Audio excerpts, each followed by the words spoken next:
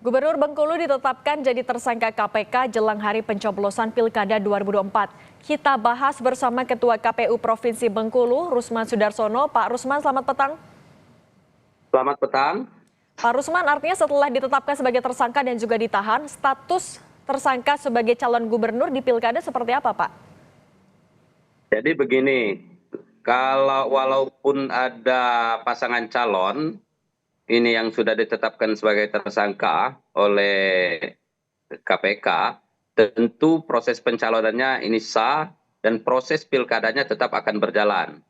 Dan status mereka ini tetap sebagai pasangan calon, yang tentu kami belum bisa memberikan sanksi apa-apa terhadap dengan status daripada pasangan calon tersebut. Artinya proses pilkada di Provinsi Bengkulu ini tetap dengan dua pasangan calon. Gitu. Artinya tidak menggugurkan status sebagai calon gubernur maupun juga paslon ya, Pak? Tidak, dia tetap.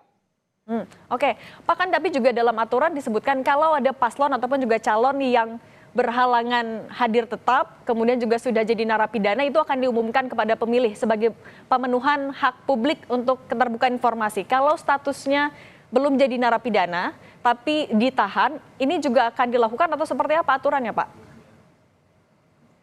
Jadi norma yang ada di PKPU 17 pasal 16 itu bahwasanya apabila ada salah satu pasangan calon yang dinyatakan berhalangan tetap atau terpidana, maka KPU Provinsi Bengkulu, KPU Provinsi ini bersurat kepada PPK, PPS dan KPPS melalui KPU Kabupaten Kota untuk diumumkan kepada masyarakat bahwasanya yang bersangkutan berhalangan tetap atau terpidana.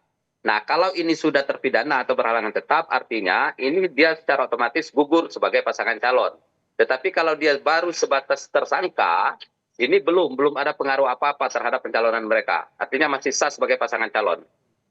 Artinya untuk Pilkada Bengkulu akan tetap dilakukan sesuai jadwal dan sesuai tahapan ya, Pak? Meskipun salah satu calon kepala daerahnya tidak bisa hadir ataupun juga sudah ditahan. Jadi kalau persoalan calon tidak bisa hadir, ini kan tidak ada ketentuan sebenarnya bahwasanya pasangan calon itu untuk hadir pada saat itu.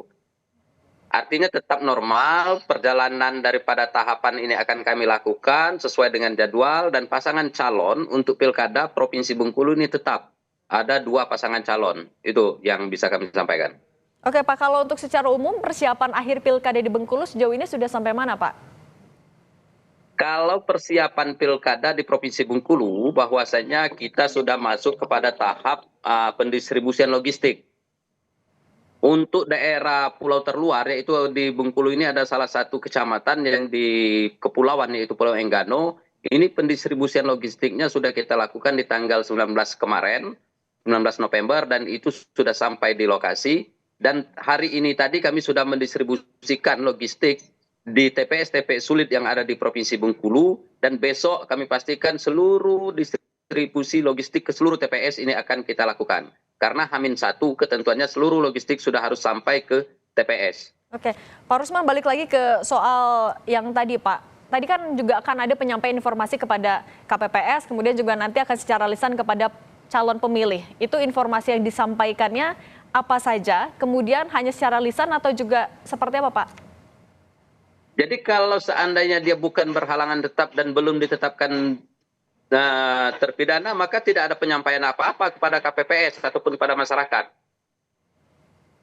Tidak ada. Itu baru kita bersurat atau pemberitahuan itu kita sampaikan. Ini jikalau memang berhalangan tetap ataupun dia ini ditetapkan sebagai terpidana. Berhalangan tetap itu apa saja? Yang pertama, dia meninggal dunia. Yang kedua, dia sakit. Ini sehingga dia tidak mampu atau tidak cakap lagi untuk menjalankan tugas. Yang ketiga, ini yang tidak diketahui beradaannya sesuai dengan keterangan lembaga yang berwenang. Jadi itu baru dikategorikan nanti bahwasanya calon itu gugur sebagai pasangan calon. Oke, baik. Pak Rusman Sudarsono, Ketua KPU Provinsi Bengkulu, terima kasih. Sehat selalu, Pak. Ya, terima kasih. Selamat sore.